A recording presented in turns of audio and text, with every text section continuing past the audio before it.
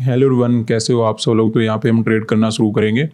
अभी अगर हम चार्ट को देखें तो एक अच्छा गैप डाउन हमें देखने को मिला, उसके बाद ओपन होते रिकवरी करना मार्केट शुरू कर चुका है। ऐसा ही लगभग दूसरे इंडेक्स में हमें नज़र आ रहा है। तो यहाँ पे ओवरऑल जिस प्रकार का कैंडल वगैरह मार्केट ने बना रखा है, कॉल साइड में हम यहाँ पे काम करने वाले हैं। तो सबसे पहले हम यहाँ पे बैंक निफ्टी में अपना पोजिशन ऐड कर लेते हैं। अब देखिए, कभी कभी आपको ऐसा हो सकता है कि सर आप तो क्विकली ट्रेड बना लेते हो। ऐसा कुछ नहीं है। देखिए, काफ़ी सोच समझकर ट्रेड यहाँ पे बनाया जाता है। डायरेक्टली यहाँ पे कुछ भी नहीं किया जा सकता। ओवरऑल चार्ट वगैरह को देखा जाता है, सिचुएशन को समझा जाता है, फिर जब कुछ सही लगता है तो ट्रेड बना लेते हैं। अदरवाइज अगर कुछ लगता है कि यहाँ पे काम नहीं किया जा सकता तो वहाँ पे मैं वेट भी कर लेता हूँ। तो मार्केट में आपको लालच में नहीं आना कि आपको भी मॉर्निंग में क्विकली काम करना होगा, ऐसा कुछ नहीं है। जब आपको ट्रेड समझ में आए कि यहाँ पे क्या मार्केट के अंदर चला है, जब सब कुछ क्लियर हो जाए, फिर आपको ट्रेडिंग की अपॉर्चुनिटी को फाइंड आउट करना चाहिए। तो यहाँ पे हम सेंसेक्स में 840 क्वांटिटी बाई कर लेते हैं और निफ्टी के अंदर अपना ऐड करेंगे 1275 क्वांटिटी। तो अभी अपनी ट्रेड में कुछ प्रॉफिट चलना शुरू हो चुका है। बात करते हैं कि यहाँ पे हमने कॉल साइड का मार्केट के अंदर ट्रेड क्यों बनाया।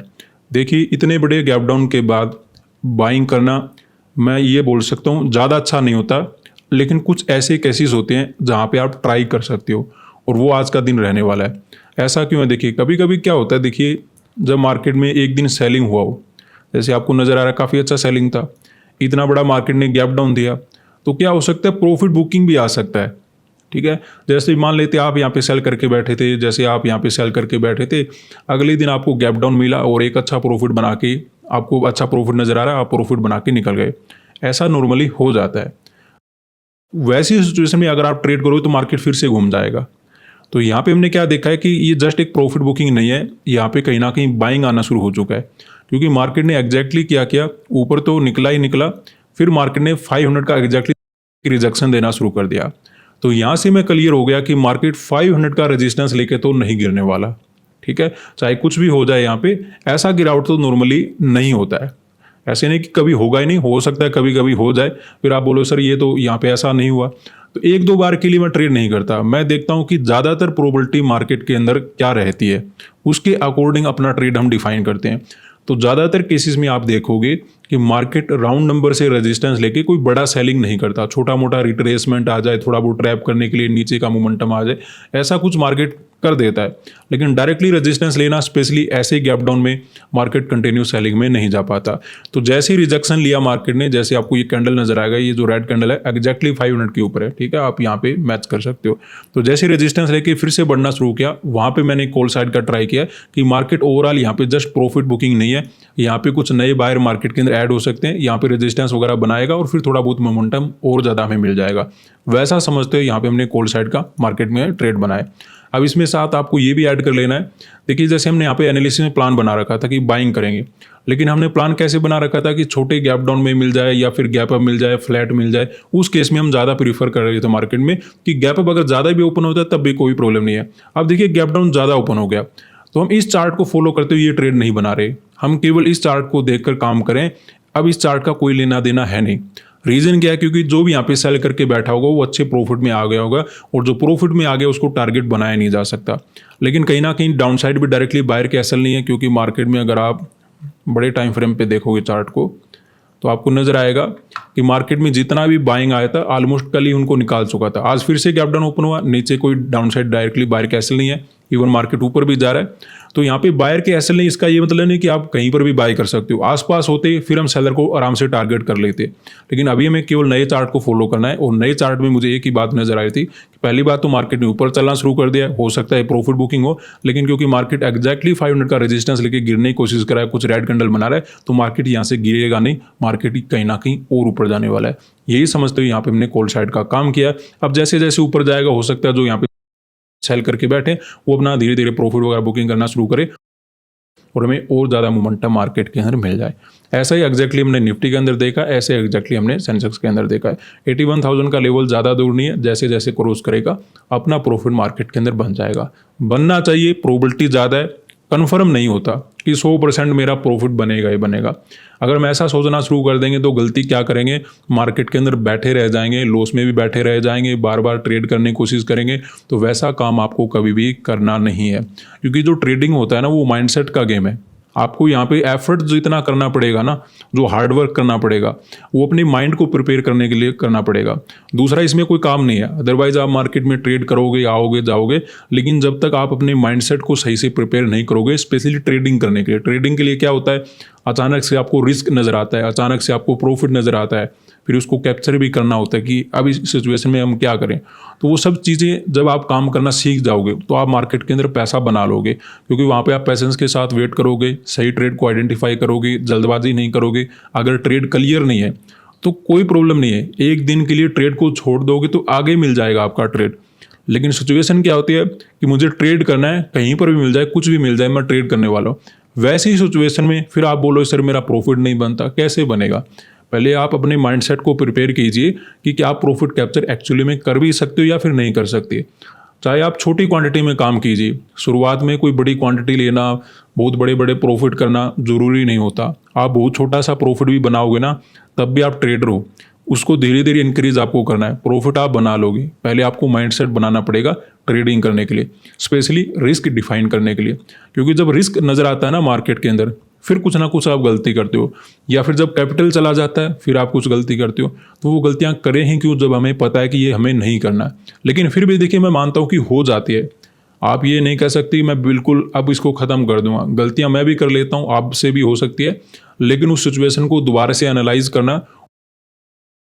तो अभी वेट करते हैं, प्रॉफिट वगैरह में ठीक नज़र आ रहा है, मे बी हम कंटिन्यू मोमेंटम में कैप्चर कर पाएँ एक अच्छा प्रॉफिट। वेट करेंगे। तो यहाँ पे अपनी ट्रेड में लॉस नज़र आ रहा है। वैसे हालांकि इससे थोड़ा ऊपर चला गया था, लेकिन अब मार्केट ने फिर से ऊपर चलना शुरू कर दिया। निफ्टी और सेंसेक्स में तो ज़्यादा प्रॉब्लम नहीं है, बैंक निफ्टी में थोड़ा सा सेलिंग ज़्यादा आ गया था। तो देखते हैं, छोटा मोटा रिट्रेसमेंट वाली तो कोई प्रॉब्लम नहीं है। बड़ा सेलिंग अगर आ गया तो फिर समस्या हमारी बढ़ जाएगी, क्योंकि उसमें टाइम भी ज़्यादा लग जाता है और लॉस होने के चांसेस भी ओवरऑल बढ़ ही जाते हैं। तो देखते हैं मार्केट के अंदर क्या होता है। अभी तो कोई बड़ा लॉस हमें नज़र नहीं आ रहा। तो यहाँ पे देखिए, वैसे अपनी ट्रेड में लॉस इंक्रीज होना शुरू हो चुका है। मार्केट कंटिन्यू ब्रेकआउट वगैरह नहीं कर पा रहा है। देखिए, थोड़ा बहुत सेलिंग मार्केट के अंदर चलता है। रीज़न क्या होता है कि यहाँ पे डायरेक्टली ना ही तो बायर के एसएल है, ना ही सेलर के एसएल है। तो मार्केट कुछ एसएल क्रिएट करेगा, उसके बाद मे बी नेक्स्ट मोमेंटम देने वाला है। लेकिन अगर ये ज़्यादा ही साइडवेज हो जाए कि एक ही जगह पे घूमता रहेगा, तो दूसरे ट्रेडर यहाँ पे क्या करने वाले हैं, वो एक लेवल को मार्क कर लेंगे। ये अपना हायर पॉइंट हो गया, ये अपना लोअर पॉइंट हो गया। तो जब तक इस रेंज के बाहर नहीं जाएगा या फिर नीचे नहीं जाएगा, वो ट्रेड नहीं करने वाले। तो ऐसी सिचुएशन में अपना भी ट्रेड गलत जाने की प्रोबेबिलिटी काफ़ी ज़्यादा बढ़ जाती है। तो साइडवेज होने से पहले पहले अगर निकल जाता ऊपर तो ज़्यादा अच्छा रहता है। अब ये ऊपर जाएगा तब भी प्रोबेबिलिटी काफ़ी कम होती है कि कोई बड़ा मोमेंटम में भी कर पाए। फिर भी देखते हैं, अभी कोई ज़्यादा लॉस वगैरह तो नज़र नहीं आ रहा, लेकिन जिस प्रकार का मोमेंटम एक ही जगह पे हो रहा है, नेट टू नेट में प्रॉफिट बनाना बड़ा मुश्किल हो जाएगा। खैर देखते हैं, एक प्रोबेबिलिटी के अकॉर्डिंग हमने ट्रेड बनाया था, अभी भी प्रोबेबिलिटी मेंटेन है। लेकिन अगर ये साइडवेज हो जाएगा तो फिर ब्रेकआउट के बाद ज़्यादा मोमेंटम कैप्चर करना पॉसिबल हो नहीं पाएगा, क्योंकि वहाँ पे दूसरे लोग भी पार्टिसिपेट करना शुरू कर देंगे। और ऐसी सिचुएशन में कभी भी बड़ा प्रॉफिट नहीं होता है, स्पेशली अगर आप लॉस में बैठे हो तो लॉस का ओवर करना भी मुश्किल हो जाता है। तो जितना जल्दी ब्रेकआउट निकाले उतना हमारे लिए अच्छा है। अगर ये साइडवेज होकर ब्रेकआउट निकालेगा तो टाइम भी खराब हो जाएगा और एक अच्छा मोमेंटम भी हम कैप्चर नहीं कर पाएंगे, क्योंकि जहाँ पे भीड़ इकट्ठा हो जाती है वहाँ पे नॉर्मली मार्केट के अंदर मोमेंटम होता ही नहीं, वहाँ पे एक जगह पे ही मार्केट रह जाता है। फिर भी देखते हैं क्या होता है। नेट टू नेट में अभी कुछ ज़्यादा लॉस तो नज़र नहीं आ रहा, लेकिन प्रॉफिट बनाना मुश्किल हो जाएगा जिस प्रकार का चार्ट मार्केट ने बना रखा है। मैं काफ़ी ज़्यादा एक्सपेक्टेड कर रहा था कि मार्केट में ये मोमेंटम या फिर इस मोमेंटम में मार्केट में अपसाइड का मोमेंटम आएगा, लेकिन वैसा ना होकर फिर से रिजेक्शन मार्केट ने दे दिया। तो देखते हैं क्या होता है। अभी कन्फर्म तो नहीं है, लेकिन हाँ ब्रेकआउट होना तो चाहिए। लेकिन अगर टाइम लेकर ब्रेकआउट करेगा तो जैसे प्रॉब्लम क्या होती है कि आपको भी पता लग जाए कि ब्रेकआउट हो चुका है, मैं बाय कर लेता हूँ, फिर उतना पैसा बन नहीं पाता। वेट करेंगे। अभी तो दोनों ही साइड के मोमेंटम मार्केट के अंदर नज़र आ रहे हैं। तो यहाँ पे देखिए, अपनी ट्रेड में हम प्रॉफिट में आ चुके हैं। दोनों तीन इंडेक्स में ज़बरदस्त अपसाइड का मोमेंटम होना शुरू हो चुका है। अब जब तक ये विदाउट रिट्रेसमेंट मोमेंटम करता रहेगा, अच्छा खासा अपना प्रॉफिट बन सकता है। अगर रिट्रेसमेंट करके मार्केट ने मोमेंटम देना शुरू किया तो फिर मे भी बड़ा मोमेंटम मार्केट नहीं कर पाए, क्योंकि यहाँ पे ब्रेकआउट सभी को नज़र आएगा और ब्रेकआउट के बाद वो ट्रेड भी बनाएंगे। लेकिन अगर रिट्रेसमेंट ना हो तो ज़्यादातर ट्रेड नहीं बना पाएंगे और मार्केट कंटिन्यू मोमेंटम कर पाएगा। अगर ये रिट्रेसमेंट के साथ जाता है तो फिर दूसरे लोग भी बाय कर लेंगे, फिर मार्केट ज़्यादा ऊपर नहीं जा पाएगा।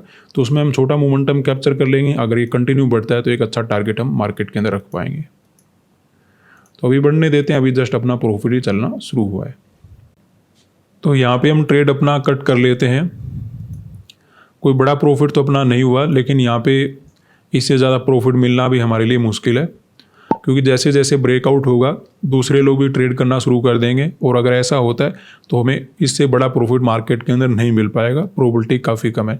इसलिए जैसे अच्छा प्रॉफिट नजर आए हम मार्केट के अंदर निकल गए। उतना तो नहीं है जितना हमें चाहिए, लेकिन एक ठीक ठाक प्रॉफिट बुकिंग करना मुझे अच्छा लग रहा है। अगर हम यहाँ पे बैठे रहेंगे तो सिचुएशन क्या है कि मार्केट में भी ऊपर चला जाए, लेकिन अगर घूम गया तो ये जितना भी प्रॉफिट नजर आ रहा है अचानक से लॉस में कन्वर्ट हो जाएगा, क्योंकि यहाँ पे देखिए ओवरऑल कुछ ज़्यादा डाउनसाइड का मोमेंटम हो नहीं रहा था, लेकिन जैसे ही रिजेक्शन आता था मार्केट के अंदर हमें ठीक ठाक लॉस नजर आ रहा था। तो इसलिए हम यहाँ पे ज़्यादा रिस्क नहीं रखेंगे। थोड़ा जल्दी ब्रेकआउट हो जाता ना 1-2 बार में, तो फिर हम मार्केट के अंदर बैठे रहते, एक मोमेंटम कैप्चर कर लेते। अब ये काफ़ी टाइम्स के बाद ब्रेकआउट हुआ है, और जैसे ब्रेकआउट होगा ऐसी सिचुएशन में क्या होता है, सभी अपना सपोर्ट रेजिस्टेंस लगा के बैठ जाते हैं, और जैसे ही ब्रेकआउट होता है वहाँ पे कॉल वगैरह का ट्रेड लेने के लिए आते हैं। हो सकता है उनको थोड़ा बहुत प्रॉफिट नजर आए, लेकिन उसके बाद घूमने की प्रोबेबिलिटी काफ़ी ज़्यादा बनी रहेगी। इसलिए हम यहाँ पे बड़ा प्रॉफिट ना बुकिंग करके एक ठीक ठाक प्रॉफिट बुकिंग करके निकल गए, क्योंकि वैसे भी अपना वीक का लास्ट डे है। नॉर्मली मैं ऐसा नहीं करता हूँ, लेकिन जहाँ पे साइडवेज वगैरह मार्केट नजर आ जाए वहाँ पर मैं निकल भी जाता हूँ। धन्यवाद।